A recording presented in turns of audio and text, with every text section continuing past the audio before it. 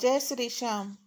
बाबा के चमत्कारों की सीरीज में आज मैं एक और चमत्कार के बारे में बताते हुए अत्यंत आनंदित महसूस कर रही हूँ। बाबा की यह भगत एक लड़की है। वह अपने किसी रिलेटिव के पास हिमाचल गई हुई थी। वापिस आते समय बस खराब हो गई, जिसके कारण उसको देर हो गई।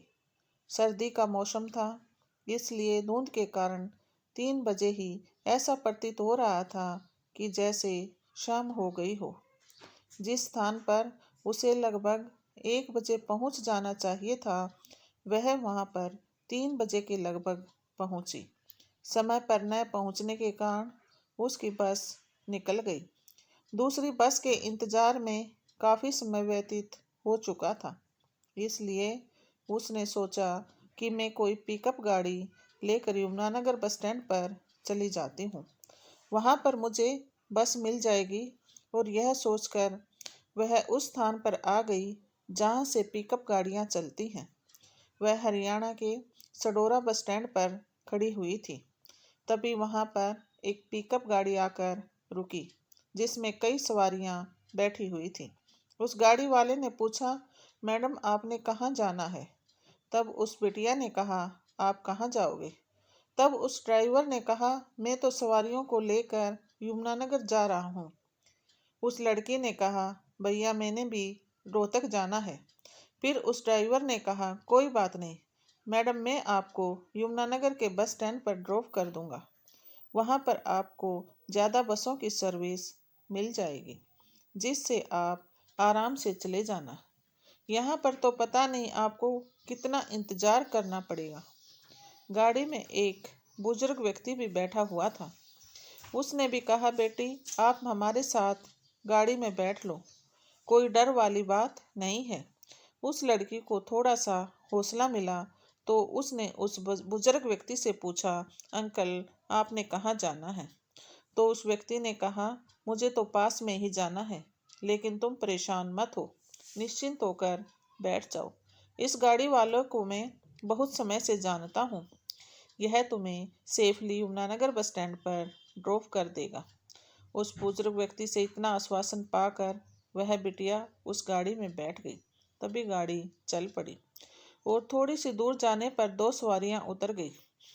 जब वह गाड़ी बिलासपुर पहुंची तो वहां अंकल भी उतर गए और उस ड्राइवर को कहा कि इस बिटिया को मैंने आश्वासन दिया है, इसलिए तुम इसे सेफली बस स्टैंड पर ड्रॉप कर देना। ड्राइवर ने कहा, ठीक अंकल, आप चिंता मत कीजिए। और यह कहकर वह चल पड़ा। लगभग 20-25 मिनट के बाद उस गाड़ी में बैठी हुई 2 सवारियां और उतर गई। अब गाड़ी में वह बिटिया, ड्राइवर और एक सवारी और रह गई। वह बिटिया निश्चिंत होकर गाड़ी में बैठी थी और अपने बाबा का स्मरण कर रही थी। तभी उसने नोटिस किया कि वह गाड़ी बिलासपुर बस स्टैंड से थोड़ा आगे चलने के बाद यमुनानगर जाने वाले रास्ते की बजाय बाईं तरफ घूम गई। उस लड़की को कुछ संदेह हुआ, लेकिन वह रास्ते से अनभिज्ञ थी, इसलिए कुछ बोल न पाई। कुछ दूर और आगे चली तो वहां पर गुरुद्वारे में आने जाने वाले भक्तों का तांता लगा हुआ था। ऐसे में उसको थोड़ी सी हिम्मत आई और उसने कहा, भैया मुझे यहीं उतार दो, मैं गुरुद्वारे में चली जाऊंगी। लेकिन उस ड्राइवर ने अनसुना कर दिया। वह जोर जोर से चिल्लाने लगी, भैया गाड़ी रोको, मुझे यहीं उतरना है। लेकिन वह ड्राइवर उसको अनसुना कर रहा था। अब तो उस भक्त को भी विश्वास हो गया था कि कुछ गलत होने वाला है, इसलिए उसने जोर जोर से कहा, भैया मुझे यहीं उतार दो, मुझे आगे नहीं जाना। लेकिन वह ड्राइवर उसकी बातों को सुन ही नहीं रहा था। अब तो उस लड़की के सब्र का बांध टूट गया था और उसने अपनी चप्पल उतारी और उस ड्राइवर को पीटना शुरू कर दिया। तभी साथ बैठे हुए दूसरे व्यक्ति ने उसके हाथ पकड़ लिए और उसके साथ जबरदस्ती करने लगा। लेकिन वह भक्त भी उसका डट कर मुकाबला कर रही थी और साथ में बाबा को भी पुकार रही थी, बाबा मुझे बचाओ, मेरी हेल्प करो, बाबा जल्दी आओ और मुझे इन दरिंदों से छुटकारा दिलाओ। दूसरी तरफ वो व्यक्ति कह रहा था कि गाड़ी को और तेज भगाओ और जल्दी से किसी सुनसान जगह पर ले चलो। कुछ ही क्षण में ड्राइवर कहने लगा कि मुझे कुछ भी दिखाई नहीं दे रहा, मैं गाड़ी कैसे ड्राइव करूं? और यह कहकर उसने गाड़ी वहीं पर रोक दी। तभी वह दूसरा व्यक्ति भी कहने लगा कि मुझे भी कुछ दिखाई नहीं दे रहा, और दोनों जोर जोर से चिल्लाने लगे कि हमें कुछ भी दिखाई नहीं दे रहा। वह भक्त समझ गई, यह मेरे बाबा का ही कोई चमत्कार है। उसने जल्दी से खिड़की खोली और बाहर निकल गई, लेकिन उसको कुछ समझ नहीं आ रहा था कि वह जाए तो जाए कहाँ, क्योंकि उसे रास्ते का पता नहीं था। उसने अपने पर्स से फ़ोन निकाला तो देखा फ़ोन में बैटरी भी ख़त्म हो गई थी। उसने सोचा, मैं जल्दी से यहाँ से निकलती हूँ।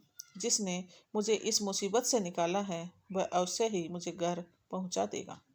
और यह कहकर वह बाबा को आवाज़ देने लगी, बाबा अब मुझे घर पर भेज दो।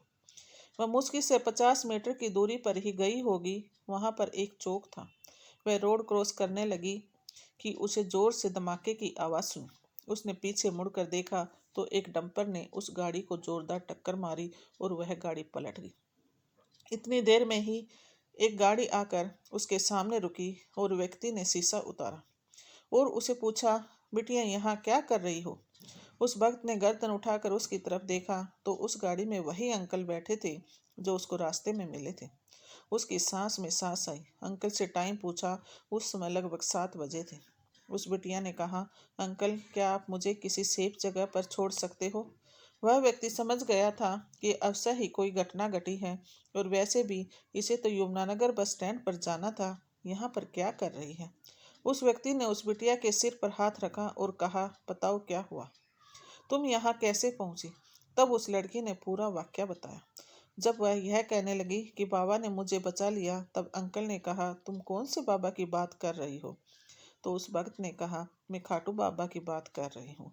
वह अंकल कहने लगे, बेटा मैं भी बाबा का भगत हूँ और मैं तुमसे माफ़ी मांगता हूँ, क्योंकि तुम्हारे साथ जो घटना घटी उसका कहीं न कहीं दोषी मैं भी हूँ। उसको अपने आप पर गुस्सा आ रहा था। वह बार बार उस बिटिया और बाबा से माफ़ी मांग रहा था। उस अंकल ने कहा, चलो गाड़ी में बैठो, मैं तुम्हें और तुम्हारी आंटी दिल्ली अपने दोस्त के लड़के की शादी में जा रहे हैं। हम रोहतक से होते हुए निकल जाएंगे। और इस तरह बाबा ने अपने भक्त के जीवन में चमत्कार किया और उसे सेफली घर पहुंचाया। कुछ समय पश्चात ही उस अंकल ने उस बिटिया को अपनी बहू के रूप में स्वीकार कर लिया। आज उस भक्त का एक 2.5 साल का बेटा है। वह और उसका पूरा परिवार बाबा का बहुत बड़ा भक्त है। बाबा अक्सर अपने भक्तों के जीवन में ऐसे ही चमत्कार करते रहते हैं, तभी तो उन्होंने हारे का सहारा कहा जाता है। जय श्री श्याम।